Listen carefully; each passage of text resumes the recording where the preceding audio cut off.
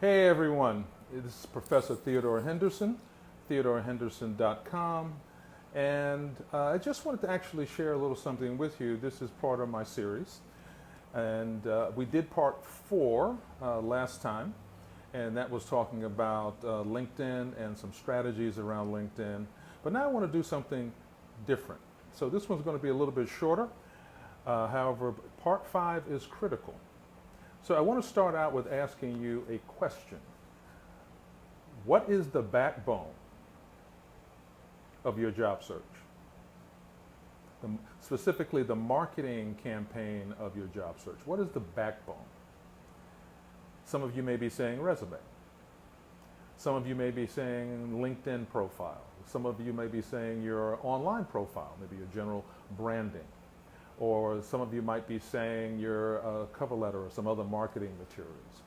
So I'm going to differ with you for a second, and I'm going to say it actually is your elevator pitch. I know some of you hate that phrase. That's okay. But it's how do you introduce yourself?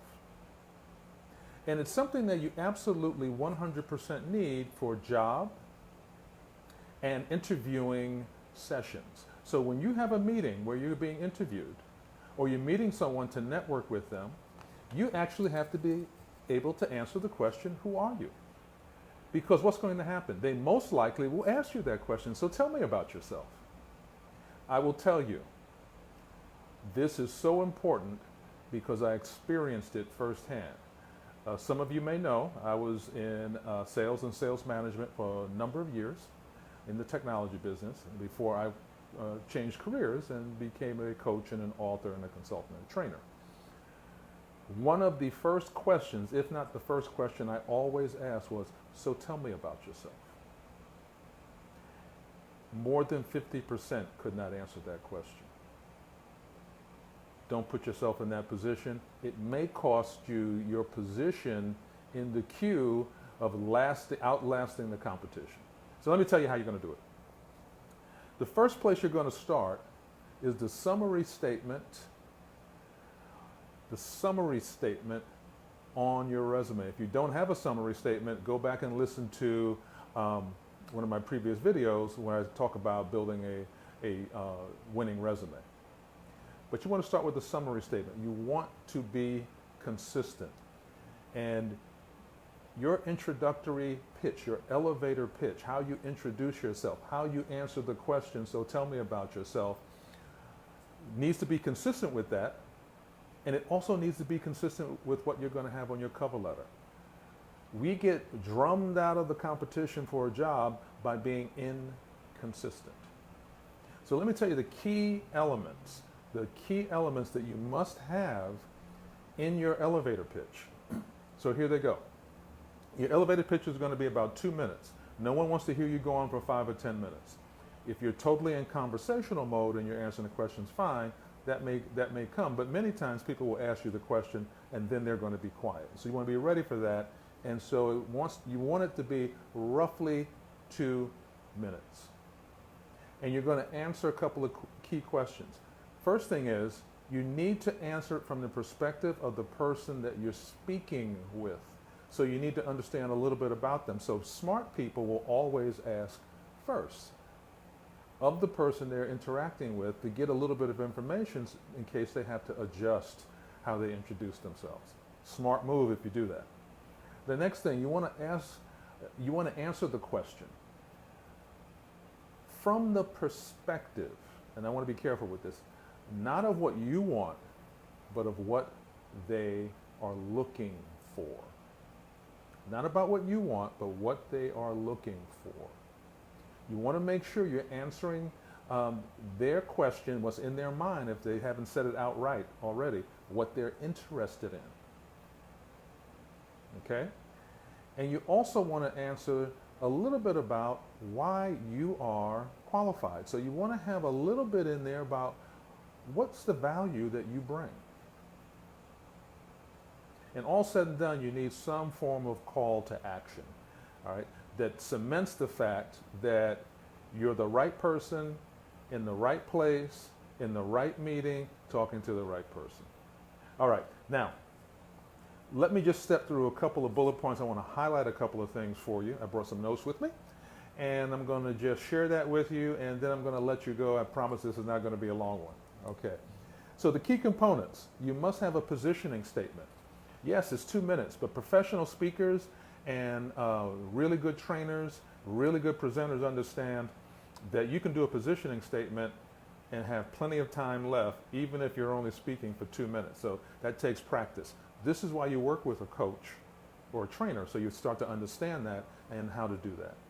The next thing is you want to differentiate yourself from your potential competitors, right? In other words, you want to catch the attention of the person. You need a hook, whatever that hook is going to be for you. The next thing you want to know is you want to put in accomplishments. Now, you're not going to be long-winded. Remember, this is roughly 2 minutes or so. So you want to put in a couple of accomplishments that really point to the issue. And then last but not least, as I just mentioned, you want to have a call to action. You want to have them take some action. If it's the appropriate connection, you want them to take some kind of action after it's all said and done. So when you're using your pitch, you want to make sure that if you're doing it in networking meetings, that your pitch is part of your overall networking program. Right? Remember, you're at the networking meeting, you are giving value and you're receiving value, because that's what networking is about. It's not all about you. So you want to make sure that your pitch is geared to the situation that you're in and the type of prospect or the type of person you're looking for, a prospect if you're a consultant or an entrepreneur or business owner, and then if you're on a job search, strictly in the job search mode, the type of a potential employer that you might be looking for. And then in interviews, you want to be ready to go to be able to answer the question, so tell me about yourself. That will set the tone for a very, very positive interview. It did with me, it did with my peers, and it still does. So you want to make sure you're able to do that. So what I want to share with you is, if you don't know how to do a proper elevator pitch, or two-minute pitch, as we call it, then I want you to get with someone. Get with a coach, or get with someone that really knows how to do it. And if they really know how to do it, they're going to be able to help you. Get in a training environment or with a masterminding group and practice it. Okay, so the one thing I'd like to leave you with is that I'm an author, a coach, a consultant, and a trainer. I work primarily with entrepreneurs and business owners. I work with them on putting together their business plans, getting their businesses launched, taking their idea from infancy and getting the doors open. I've worked with people as diverse as from construction to writing coaches who have improved their businesses dramatically. Now, this is my second career. I've transitioned because I was 20 years in corporate life. And in corporate life, I was sales, and I was sales manager. Okay, I said it very slowly and very structured, not as conversational as I normally would have, but that's an example of an introduction.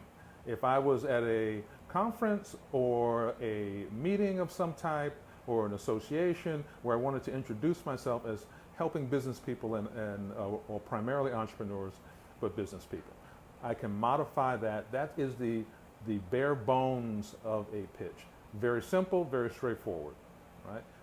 When I do it live, if you follow behind me, you're going to get bored following me because I'm going to be very consistent in how I deliver that to different people that I meet, because I'm there to do business.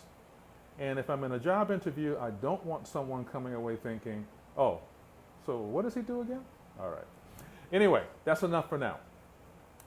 What I want to say to you is, if you have anything you want to ask me, certainly message me.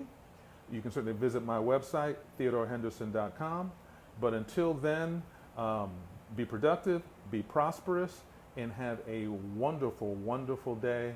I will see you next time, and so enjoy your time in cyberspace. Take care, everybody.